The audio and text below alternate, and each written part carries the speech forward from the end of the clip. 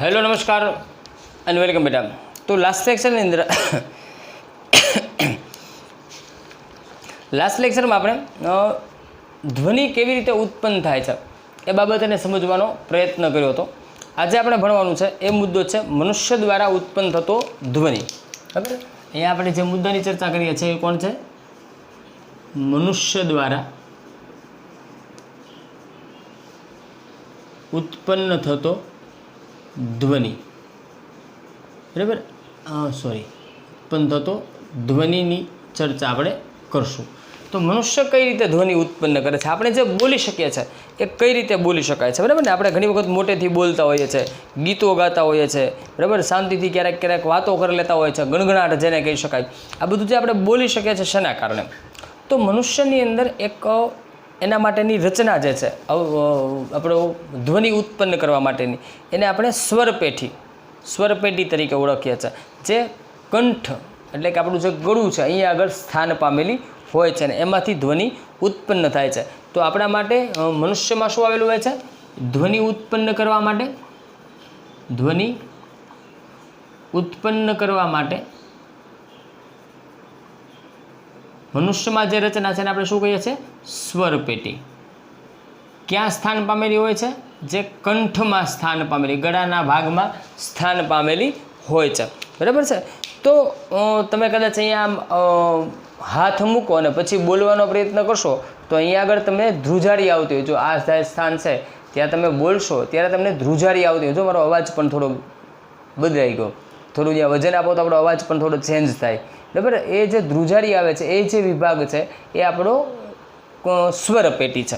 બરાબર, જે કોઈ પણ વસ્તુને તમે ગળશો તો એ ભાગ છે આપણે એ ભાગ જો ગોળો હોય તો જ્યારે આપણે કોઈ વસ્તુને ગળીએ છીએ ત્યારે એ થોડું આમ હલનચલન કરતો એવો પણ દેખાશે। બરાબર છે, તો એ શરીરના એ ભાગને આપણે સ્વરપેટી કહીએ છીએ અને તે શ્વાસનળીના ઉપરના છેડા ઉપર ગોઠવાયેલી હોય છે। ક્યાં આવેલી હોય છે? શ્વાસનળીના ઉપરના છેડે ગોઠવાયેલી હોય છે। બરાબર, અને એની અંદર બે સ્વરતંતુ અથવા તો બે સ્વરતંતુઓ આવેલા હોય છે અથવા એની અંદર સ્વરપેટીની અંદર, બરાબર, એવી રીતે એ ખેંચાયેલા હોય છે કે જ્યારે એની વચ્ચે પાતળી જગ્યા રહે અને જ્યારે એમાંથી હવા પસાર થાય ત્યારે એમાંથી અવાજ ઉત્પન્ન થાય। એટલે કે આપણે જો સામાન્ય વાત કરીએ તો આપણે મનુષ્યના શરીરની વાત કરતા હોઈએ તો માની લો કે આ મનુષ્યનું શરીર છે, સોરી, આપણે થોડું એને વ્યવસ્થિત આકૃતિ સાથે થોડું સમજવાનો પ્રયત્ન કરીએ, બરાબર, એટલે તમને આઈડિયા આવી જાય। તો આપણું શરીર જે છે એની રચના કંઈક આવી હોય, બરાબર, આપણે બહુ રૂપાળી આકૃતિ બનાવવા નહીં રહીએ, આપણને એક્ઝેક્ટ ખાલી આઈડિયા આવી જાય એટલા માટે આકૃતિ બનાવીએ છીએ। બરાબર, તો અહીં આગળ આવી રચના છે એમ સમજો। આ જે આપણો નાકનો ભાગ છે, બરાબર,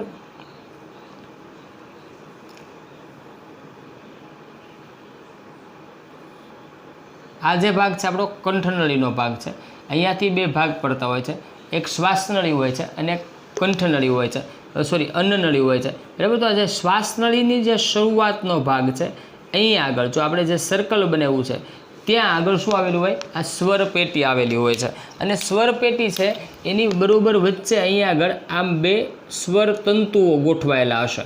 બરાબર, એટલે અહીંયાથી જે ભાગ છે આ આખો આપણો કયો ભાગ છે? થોડું અને વધારી દઉં ચલો એટલે તમને આઈડિયા આવે। આ આપણી શું છે? શ્વાસનળી છે। આ શ્વાસનળી આગળ જઈને બંને તરફના ફેફસામાં, આ બાજુના ફેફસામાં ખુલતી હોય છે, આ બાજુના ફેફસામાં ખુલતી હોય છે। અહીંયા આગળ આપણા ફેફસા આવેલા હશે। બરાબર, તો જ્યારે ફેફસામાંથી હવા બહાર નીકળે છે ત્યારે એ આ ખાંચ જે બંનેની વચ્ચેની જગ્યા છે એમાંથી પસાર થાય છે અને પસાર થાય ત્યારે એની વચ્ચે જે કંપન થાય છે એના કારણે આપણે અવાજ અથવા તો ધ્વનિ ઉત્પન્ન થતો હોય છે। બરાબર, તો પહેલી વસ્તુ આ જો સામાન્ય આકૃતિ દ્વારા એને આપણે સમજવાનો પ્રયત્ન કરીએ છીએ। જુઓ, સમજીએ આગળ। તો ફેફસા છે એ આપણે અવાજ કેવી રીતે ઉત્પન્ન થાય? બરાબર ને, તો અહીં આગળ આપણે વાત કરીએ કે એ ક્યાં ગોઠવાયેલી છે? પહેલાં તો શ્વાસનળીના ઉપરના છેડે, શ્વાસનળીના ઉપરના છેડે આ રચના ગોઠવાયેલી હોય છે। બરાબર છે, ચલો આટલો ટૂંકા મુદ્દા તમને કહું છું, એના આધારે તમારે કમ્પ્લીટ સરસ રીતે લખવાનું થશે। હવે જ્યારે ફેફસા છે એ તિરાડ દ્વારા હવાને ધકેલે છે ત્યારે સ્વરતંતુઓ છે એમાં કંપન થાય છે અને કંપન છે એના કારણે ધ્વનિ ઉત્પન્ન થાય છે। બરાબર, તો આપણે એમ કહીશું કે ફેફસા દ્વારા ફેફસા જ્યારે હવાને ધકેલે છે, હવાને ધકેલે છે અને તે આ સ્વરતંતુ જે છે આપણા સ્વરતંતુની તિરાડમાંથી પસાર થાય છે, તિરાડમાંથી પસાર થાય છે ત્યારે તેમાં કંપન ઉત્પન્ન થાય છે, કંપન ઉત્પન્ન થાય છે જેથી ધ્વનિ ઉત્પન્ન થાય છે, બરાબર, જેના કારણે આપણે બોલી શકીએ છીએ, ઉત્પન્ન થાય છે એમ કહી શકાય. ક્લિયર? તો આ શેના કારણે ધ્વનિ ઉત્પન્ન થાય છે એની વાત કરીએ તો સ્વરતંતુઓ સાથે છે એની સાથે જોડાયેલા જે સ્નાયુઓ છે એ તંતુઓને આમ ચુસ્ત રીતે રાખે છે, એકદમ ટાઈટ પકડીને રાખે છે, બરાબર, અને ટાઈટ કરવામાં અથવા તો એને ઢીલા કરવામાં મદદરૂપ થાય. એની સાથે જોડાયેલા સ્નાયુઓ છે એને ટાઈટ અથવા તો ઢીલા કરવામાં મદદરૂપ થાય છે, બરાબર. તો અહીં આપણે સાથે મુદ્દાઓ લખતા જ જઈએ બધા. તો અહીં આપણે એમ કહીશું કે તેની સાથે સ્નાયુ તંતુ, જો તેની સાથે જોડાયેલા સ્નાયુઓ, તેની સાથે જોડાયેલા સ્નાયુઓ તેને આપણે ખેંચી રાખવામાં, એમ કહીશું તો આ સ્નાયુઓ એને ચુસ્ત રીતે ખેંચી રાખવામાં અથવા તો ઢીલા કરવામાં મદદરૂપ થાય છે, બરાબર. તેને ચુસ્ત કરવામાં, આપણે કહીએ ચુસ્ત કરવા, ચુસ્ત કે ઢીલા કરવામાં મદદરૂપ થાય છે. એની સાથે સ્નાયુઓ જોડાયેલા હશે, બરાબર. જે સ્નાયુઓ શું કરશે, દાખલા તરીકે આ જે આપણા છે એની સાથે જોડાયેલા સ્નાયુઓ હશે, એ સ્નાયુઓ શું કામ કરશે, આ જે તંતુઓ છે એને કાં તો ચુસ્ત રીતે અથવા તો ઢીલા કરવામાં જરૂરિયાત મુજબ મદદ કરતા હોય છે. જ્યારે આ સ્વરતંતુઓ છે એ કેવા હોય છે તો કે ચુસ્ત અને પાતળા હોય છે ત્યારે, અને જ્યારે તંતુઓ ઢીલા અને જાડા હોય છે ત્યારે અવાજનો પ્રકાર અને ગુણવત્તા જુદા જુદા હોય છે. જો ટાઈટ હોય તો જુદો પ્રકારનો અવાજ આવશે અને ઢીલા હોય તો પણ જુદા પ્રકારનો અવાજ જોઈ શકાશે, બરાબર. તો આપણે અહીંયા આગળ નોંધી લઈએ સાથે કે જ્યારે તંતુઓ ચુસ્ત હોય ત્યારે, ચુસ્ત હોય ત્યારે અને ઢીલા હોય ત્યારે, ઢીલા હોય ત્યારે અવાજની ગુણવત્તામાં ફેરફાર થાય છે, બરાબર ને. જુદો જુદો અવાજની ગુણવત્તામાં ફેરફાર થાય મીન્સ જુદા જુદા પ્રકારનો અવાજ આપણને સાંભળવા મળે છે. ઓકે, ચલો એના માટે તમને પ્રવૃત્તિ આપી છે. શું પ્રવૃત્તિ આપી છે તો પ્રવૃત્તિની અંદર એમ કીધું છે રબરની બે પટ્ટી લો અને પટ્ટીને આમ પકડી રાખવાનું, વચ્ચેથી ફૂંક મારો, અથવા તો કાગળ લેવાના, એ કાગળની બે કાગળ ભેગા કરી અને એકદમ પાતળી સ્લીટ બનાવીને એના ઉપર ફૂંક મારવાની. તો એ કાગળની વચ્ચેથી જ્યારે હવા પસાર થાય ત્યારે એમાંથી પણ અવાજ ઉત્પન્ન થશે. એટલે એ પ્રવૃત્તિ દ્વારા શું સમજાવવા માગે છે કે આપણા સ્વરતંતુઓમાં અવાજ કઈ રીતે ઉત્પન્ન થાય છે. ઓકે, પણ કદાચ પરીક્ષાની અંદર તમને પૂછાય કે મનુષ્ય દ્વારા ઉત્પન્ન થતો ધ્વનિ અથવા તો મનુષ્ય દ્વારા ધ્વનિ કેવી રીતે ઉત્પન્ન થાય છે, તો આ મુદ્દાઓને આપણે લખવા પડશે. એક વધારાની માહિતી ત્યાં આપણને આપી છે કે જે પુરુષો છે એની અંદર આ સ્વરતંતુઓની વાત કરીએ. જુઓ, એમ કહીશું કે સ્વરતંતુઓ, આપણે વાત કરીએ છીએ કોની, સ્વરતંતુઓની. અત્યારે તો પુરુષો જે છે એની અંદર સ્વરતંતુઓ લગભગ 20 mm જેટલા લંબાઈવાળા હોય છે. કેટલા હોય છે? 20 mm. જ્યારે સ્ત્રીઓમાં 5 mm. સ્ત્રીઓમાં કેટલા હોય છે? 5 mm. એટલા માટે બંનેના અવાજમાં સ્પષ્ટ ફેરફાર જોવા મળે છે. જો સ્ત્રી, આ પુખ્ત સ્ત્રી અને પુખ્ત પુરુષોની આપણે વાત કરીએ છીએ. જ્યારે બાળક હોય નાનું, એના તો શરીરના વૃદ્ધિને વિકાસ થતા હોય એટલે એની અંદર આ જે અંગો છે, આંતરિક અંગોમાં થોડો ઘણો ફેરફાર સતત ચેન્જીસ થતા હોય છે. એટલે બાળકોનો અવાજ પણ તમે જોજો જેમ જેમ એના વૃદ્ધિને વિકાસ થાય એમ ફરતો જાય છે. એટલા માટે જ આપણે પુરુષો, સ્ત્રીઓ અને બાળકો છે એનો અવાજ એટલે કે ધ્વનિ છે આપણને જુદો જુદો જોવા મળે છે. એની પાછળનું કારણ શું છે? એના સ્વરતંતુઓની લંબાઈ છે. વધારાની માહિતીમાં તમને આપેલું છે, પણ કદાચ પરીક્ષામાં તમને ખાલી જગ્યા ખરા ખોટા MCQની અંદર પૂછી શકાય એટલે આપણને ખબર હોવી જરૂરી છે. વાત એમ કરતો હતો કે પરીક્ષામાં તમને એમ પૂછાય કે મનુષ્ય દ્વારા ધ્વનિ કેવી રીતે ઉત્પન્ન થાય છે, તો આ જે મુદ્દાઓ છે એના થ્રુ, એ મુદ્દાઓ ઓલરેડી ટેક્સ્ટબુકમાં છે, પેરેગ્રાફ સ્વરૂપે આપ્યા છે, પરંતુ તમને યાદ રહે એટલા માટે અહીંયા મેં મુદ્દાઓ કર્યા છે. તો આ પ્રમાણે જે મુદ્દાઓ યાદ રાખી અને તમારે એનું વર્ણન કરવાનું થશે. ઓકે, હવે એના પછીની જે વાત છે એ છે ધ્વનિના પ્રસરણ માટે માધ્યમ જરૂરી છે, બરાબર. એ મુદ્દો છે એની આપણે ચર્ચા કરીએ, એ આપણો આજનો લાસ્ટ મુદ્દો રહેશે, બરાબર. ચલો વાત કરીએ. ધ્વનિના પ્રસરણ માટે માધ્યમ જરૂરી છે. મુદ્દો શું છે? ધ્વનિના પ્રસરણ માટે માધ્યમ જરૂરી છે. આ મુદ્દાની આપણે ચર્ચા કરીશું. ઓકે, તો અહીંયા આગળ આપણે શું વાત કરવાની છે કે ધ્વનિ જે છે એ માધ્યમ વગર એનું પ્રસરણ થઈ શકતું નથી. એક સરસ મજાની પ્રવૃત્તિ ત્યાં તમને આપી છે કે એક કોરો કાચનો ગ્લાસ લેવાનો, ભીનો ન હોય એવો, પછી એની અંદર એક સેલફોન મૂકી દો અને તમારા મિત્રને કહો કે એના ઉપર રિંગ વગાડે, તમને એમાં કોલ કરશો એટલે એમાં રિંગ વાગે તમે સ્પષ્ટ રીતે એને સાંભળી શકો છો. પછી એવું કીધું કે આ ગ્લાસની ધાર જે છે, બરાબર, એને તમારા મોંની ફરતે ઢાંકી દો અને પછી જે તમારો મિત્ર હોય એને રિંગ કરવાનું કહો ફરી પાછું, અને પછી ગ્લાસમાંથી હવા તમારે પાછી ખેંચવાની છે, મોબાઈલ નહીં હો, હવા. અને જેમ તમે હવા ખેંચતા જશો એમ રિંગનો અવાજ ઓછો થતો જશે. હા, જેમ આપણે હવા ખેંચતા જઈએ એમ રિંગનો અવાજ ઓછો થતો જાય. કેમ એવું થાય છે?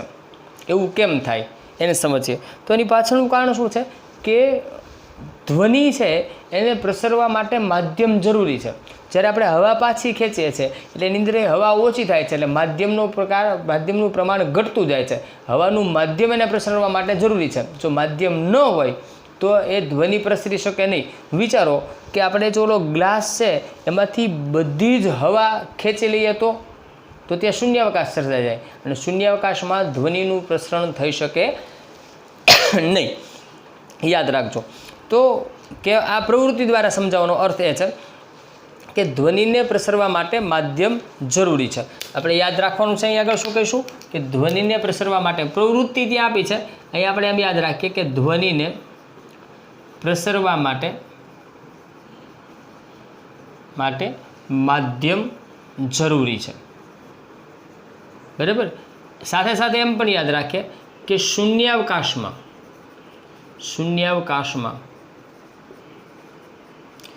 ધ્વનિનું પ્રસરણ થતું નથી, અથવા શૂન્યાવકાશમાં ધ્વનિનું પ્રસરણ થતું નથી. એટલે કે શૂન્યાવકાશમાં ધ્વનિ છે પ્રસરી શકે નહીં, બરાબર ને? યાદ રાખવાનું. ઓકે, તો પછી તમને એક પ્રવૃત્તિ, અહીંયા આગળ બધી પ્રવૃત્તિઓ જ છે બેટા, એટલે આપણે પ્રવૃત્તિને ખાલી સમજવાની છે, બીજું કંઈ છે નહીં, બરાબર. એટલે આપણે એ પ્રવૃત્તિને સમજી અને આ ધ્વનિના પ્રસરણને સમજી લઈએ એટલે આજનો લેક્ચર પૂરો. પછી તમને એમ કીધું છે કે પ્રવાહીમાં ધ્વનિ પ્રસરણ પામી શકે તો એના માટે એક પ્રવૃત્તિ આપી છે. શું કીધું છે કે એક પાત્ર લેવાનું છે. જો હવે એમ કીધું છે કે મોટું પાત્ર લેવાનું, તમારી ટેક્સ્ટ બુકમાં છે જ તે આકૃતિ. આ પાત્રમાં પાણી ભરી દેવાનું, બરાબર. આ પાણી ભરી અને એક બેલ, બરાબર ને, એક બેલ જે હોય છે એવો બેલ લઈ લેવાનો અને આ બેલ છે એને તમારે હાથેથી પકડી રાખવાનું, સપાટીને અડે નહીં, નીચેની કે સાઈડની, એ ધ્યાન રાખવાનું. અને આ બેલને ત્યાં આગળ પાણીની અંદર ખખડાવવાનો અને તમારો કાન છે એને આ પાણીની સપાટી સાથે સ્પર્શ કરાવવાનો. ધ્યાન રાખવાનું પાણી પાછું કાનમાં ન ઘૂસી જાય, બરાબર. અને જોવાનું અવાજ સાંભળી શકાય છે. હા, તો તમે ધ્વનિ સાંભળી શકશો. એનો અર્થ એવો થાય છે કે ધ્વનિનું પ્રસરણ પ્રવાહી માધ્યમમાં પણ થઈ શકે છે, બરાબર. તો અહીંયા આગળ એમ કહે છે ધ્વનિનું પ્રસરણ, આપણે એમ કહી શકાય કે ધ્વનિનું પ્રસરણ પ્રવાહીમાં પણ થાય છે, બરાબર. એટલા માટે જુઓ તમે જે ડોલ્ફિન છે, વ્હેલ માછલીઓ, વ્હેલને માછલી ન કહેવાય, મારી ભૂલ થઈ, બરાબર ને. ડોલ્ફિન છે અથવા તો વ્હેલ જેવા જે સસ્તન છે એ ધ્વનિને પ્રસારતા હોય છે. ક્યાં? પાણીની અંદર. એના દ્વારા એ એકબીજાની સાથે કોમ્યુનિકેશન કરે છે.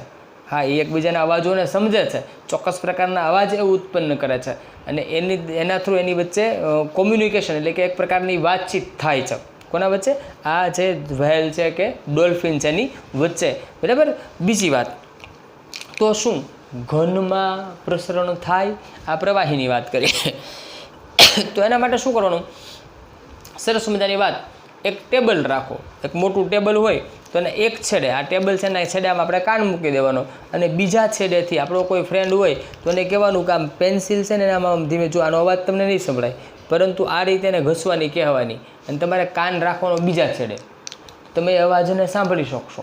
એનો અર્થ શું થાય છે કે ઘન માધ્યમમાં પણ ધ્વનિનું પ્રસરણ થઈ શકે છે, બરાબર ને. એ સિવાય તમને યાદ હોય તો તમે ઓલા ફોન બનાવ્યા હશે, એક કપ 2 લેવાના પ્લાસ્ટિકના, બરાબર ને, એમાં દોરી પસાર કરવાની, દોરી આમ ટાઈટ રાખવાની, એક બોલે ને બીજો કાન રાખે, તો એની માધ્યમથી આપણે સાંભળી શકીએ છીએ. એનો અર્થ શું થાય છે કે એ આપણે અવાજને સાંભળી શકીએ. એનો અર્થ શું થાય કે એ દોરામાંથી પણ, એ દોરો જે વચ્ચે પસાર કરેલો છે એમાંથી પણ ધ્વનિનું પ્રસરણ થાય છે. તો અત્યાર સુધી આપણે શું શીખ્યા કે કંપન કરતી કોઈ પણ વસ્તુઓ છે એ ધ્વનિ ઉત્પન્ન કરી શકાય છે. જો આપણે આ સ્વરયંત્ર જે છે, આપણું સ્વર પેટી જે છે, એની અંદર પણ 2 સ્વર તંતુઓ આવેલા છે, એની વચ્ચે એમાં કંપન થાય છે એટલે ધ્વનિ ઉત્પન્ન થાય છે. એટલે કે કંપન કરતી કોઈ પણ વસ્તુ છે એ ધ્વનિ ઉત્પન્ન કરી શકે છે, અને ધ્વનિ કોઈ પણ માધ્યમમાં અને બધી જ દિશાઓમાં પ્રસરી શકે છે. જો આપણે આવા મુદ્દાઓ શીખ્યા છે એની વાત કરીએ તો અહીં આપણે એમ કહી શકીએ કે કંપન કરતી કોઈ પણ વસ્તુ ધ્વનિ ઉત્પન્ન કરી શકે છે, ધ્વનિ ઉત્પન્ન કરી શકે છે, બરાબર. બીજી વાત, અને ધ્વનિ કોઈ પણ માધ્યમમાં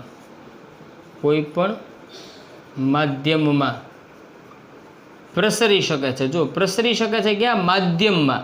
માધ્યમ સિવાય ધ્વનિનું પ્રસરણ થાય નહીં. એટલે કે શૂન્યાવકાશમાં, જે આપણે અહીંયા વાત કરી હતી, શૂન્યાવકાશની અંદર ધ્વનિનું પ્રસરણ થતું નથી. ઓકે, તો આ ધ્વનિ છે એને આપણે કેવી રીતે સાંભળીએ છીએ? તો ખબર છે કે આપણે કાન દ્વારા. એની રચના ભણવાની આવશે એને નેક્સ્ટ લેક્ચરમાં, બરાબર. તો આજના લેક્ચરની આપણે વાત કરીએ તો પહેલાં તો એક પ્રશ્ન આપણો છે કે મનુષ્ય દ્વારા ધ્વનિ કઈ રીતે ઉત્પન્ન થાય છે, બરાબર ને. મનુષ્ય દ્વારા ધ્વનિ કઈ રીતે ઉત્પન્ન થાય છે એ પ્રશ્ન જે છે ટેક્સ્ટબુકમાં છે એ પ્રમાણે એક કામ કરજો ને. આમ તો બસ એમ જ કરીએ કે મનુષ્ય દ્વારા એક પ્રશ્ન આપું છું, મનુષ્ય દ્વારા ધ્વનિ કઈ રીતે ઉત્પન્ન થાય છે એને તમારે 3 વખત લખવાનો છે, બરાબર. નવા લેક્ચરમાં પાછા મળીએ, ત્યાં સુધી આવજો. Take care of your self. Thank you very much.